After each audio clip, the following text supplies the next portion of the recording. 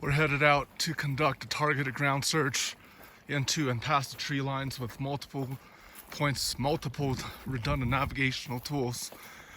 We did encounter a woman out here.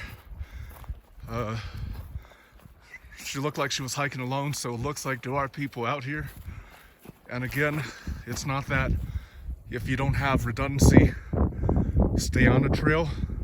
It's that if you don't have redundancy, don't even get on the trail. Just stay away.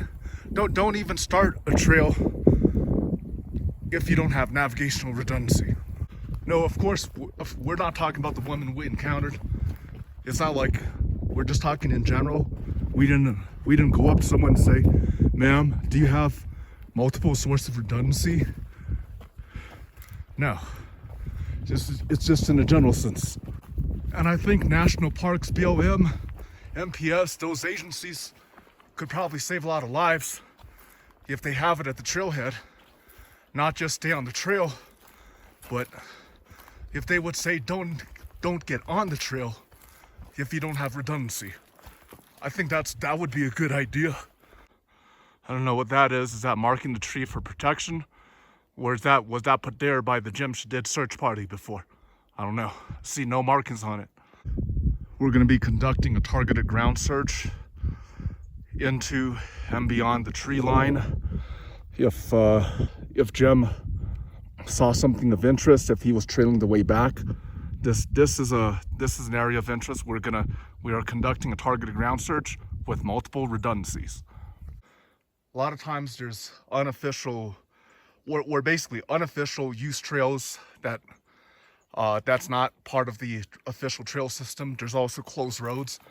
If there is a closed road right above me, that negates my search theory. Again, this is a very specific, very short targeted ground search adjacent to that whatever path you want to call it. Eyes on a swivel into the trees. Yeah, it's impossible to search alone. Not just because I'm personally a fat ass. But if I had a professional, ideally maybe someone off-duty La Plata County Search and Rescue, then maybe there could be a one man up there, one man down there adjacent to that path. But ideally, one person zigzagging, I don't know. There's a bone here, but this is an animal bone. If we encountered anything that looks like human, you wouldn't see it. We would just contact the county directly. We are gonna try to zig and zag, even in a limited manner, zig and zag our way back. And again, eyes peeled, head on a swivel, also physically zigging and zagging. Falling trees can also be a hazard, looking under. No safety helmet is gonna protect you if you're hit straight on by a tree like this. Instant death. Good visibility, panning down. But our search today is very narrowly tailored. It looks like we just hit some type of use trail, probably unofficial of some sort. That's a mystery. Zig and zag is easier said than done. It's easier if I had two professionals. For example, a professional like DJ taking the top, someone taking center, and someone like Ty Corbin taking yet another section. Then you got three men taking it. This is actually fairly good visibility. Head on a swivel. Okay, for a full circle, but this is ground that we already searched the other day. It might make sense to take topside up into the tree line and then push. So yes, once you're into a forest, without multiple redundancies in navigation, look how easy it is to get disoriented. Trees, trees, only a vague sense of where's east and west based on the sun. Or maybe if you can see a distant mountain.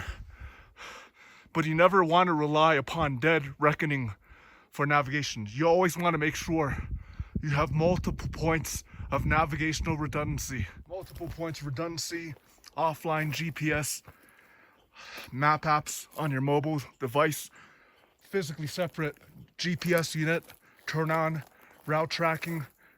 Make sure you mark your coordinates of your base camp and test those coordinates. Make sure you have high capacity battery rechargers. Make sure you test the cables. Make sure the cables are tested and correct. Multiple elements of redundancy, map and compass, land navigation skills. Make sure you have multiple triple redundancy. The landscape is remarkably sterile. Besides that one animal bone by the water pool, there's nothing. Nothing. Searching into the tree line towards where Jim had parked. Watch out for any ravines, changes in elevation. Actually, we're gonna check our topo map right here. Topo map indicates a descent down towards where Jim parked. We're gonna try to search along here. You can see how easy it is to become lost and disoriented. I think this is what I believe. I believe Jim likely ventured beyond the tree line into a forest like this, where you quickly lose bearing. Where's your,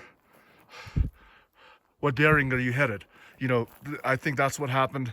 And again, everybody should have map, compass, GPS, battery rechargers, offline maps, physically separate GPS, all of the above. We just exited the tree line and back towards where Jim had parked. Now we're heading back to the truck. We parked basically where Jim had parked.